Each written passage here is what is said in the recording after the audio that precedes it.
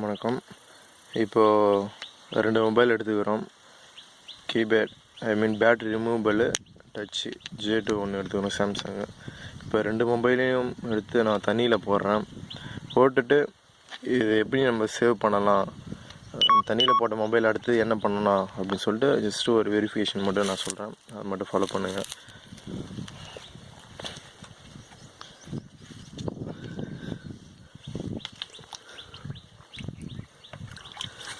Okay, 2 நான் தண்ணியில் போட்டுட்டேன். ஓகேங்களா. இப்போது கீபோர்டை என்ன பண்ணுறேன்,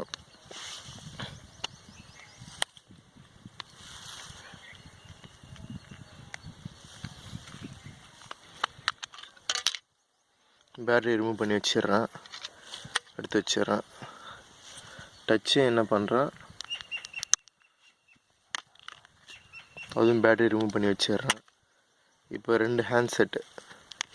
இது சப்போஸ் பேட்டரி இன்பில்டாக இருந்தது அப்படின்னா நீங்கள் ஹேண்ட் செட்டை சுவிட்ச் ஆஃப் பண்ணிவிடுங்க. சுவிட்ச் ஆஃப் பண்ணிவிட்டு இந்த மாதிரி பையில் போட்டுக்குங்க. ஓகேங்களா. துணி பையில் போட்டுக்கிட்டு ஜஸ்ட்டு மேலே மட்டும் க்ளீன் பண்ணிவிட்டு இந்த மாதிரி புரியுதுங்களா, இந்த மாதிரி ரொட்டேட் பண்ணுங்க, சுற்றுங்க. ஒரு ஹேண்ட் செட்டாக போட்டு சுற்றுங்க. நான் 2 போட்டிருக்கேன், பட் நீங்கள் 1 மட்டும் போட்டு சுற்றுங்க. சுற்றுறப்போ என்ன ஆகும் பார்த்தீங்கன்னா, அதில் இருக்கிற வாட்டர்லாம் பார்த்தீங்கன்னா வெளியில் வரப்போ இந்த கிளாத்து பார்த்தீங்கன்னா பிடிச்சின்னு மறுபடியும் அது உள்ளாரே போகிறது விடாது. ஓகேங்களா. இதே கொஞ்சம் நீட்டி விட்டு கூட ஒரு கயிறு அந்த மாதிரி கட்டி கூட கொஞ்சம் இந்த அளவுக்கு லென்த்தாக வச்சு வேகமாக கார்த்தி சுற்றுற மாதிரி நீங்கள் சுற்றினீங்கன்னு வச்சிங்களேன், ஒரு கரெக்டாக மேக்ஸிமம் ஒரு 5 நிமிஷம். ஏன்னா பிச்சுக்கிட்டு பிச்சுக்கின்னு போகிற அளவுக்கு கட்டி சுற்றிட்டிங்க அப்படின்னா அதில் இருக்க தண்ணி எல்லாமே வெளியில் வந்துடும். இது என்ன ரீசன் பார்த்தீங்கன்னா,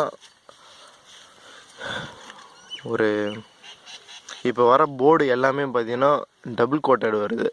தண்ணி பட்டுது அப்படின்னா தண்ணி ஆக்சுவலாக அந்த தண்ணி நிற்காது. ஓகேங்களா. தண்ணி நிற்காது, போயிடும். மெழுகில் தண்ணி பட்டால் எப்படி இருக்கும் அந்த மாதிரி. அது சப்போஸ் தண்ணி அப்படியே ஸ்டாண்டர்டாக நம்ம தண்ணியில் போட்டுட்டு அப்படியே வச்சுட்டோம், ஆன் கண்டிஷனில் இருக்குது அப்படின்னா display connector plus battery connector அந்த இடத்துல ஃபுல்லாக பார்த்தீங்கன்னா மாய்ஸ்சர் ஆகிடுச்சுன்னா ஹேண்ட் செட்டு டெட் ஆகிடும் அது. ஓகேங்களா. இப்போ பாருங்கள், இப்போது உள்ளே பார்த்தீங்கன்னா தண்ணி மேக்ஸிமம் இருக்காது, எல்லாம் வெளியில் மட்டும்தான் தண்ணி இருக்கும். அதை துடைச்சிட்டு மறுபடியும் நீங்கள் அந்த பையில் போட்டு நீங்கள் சுற்றிட்டீங்க அப்படின்னா போர்டில் இருக்க தண்ணி லிக்யூட் எல்லாமே வெளியில் வந்துடும். மேக்ஸிமம் ஒரு 80% வெளியில் வந்துடும். முக்கியமாக பார்த்தீங்கன்னா அந்த டிஸ்பிளே கனெக்ட்லேயும் பார்த்தீங்களா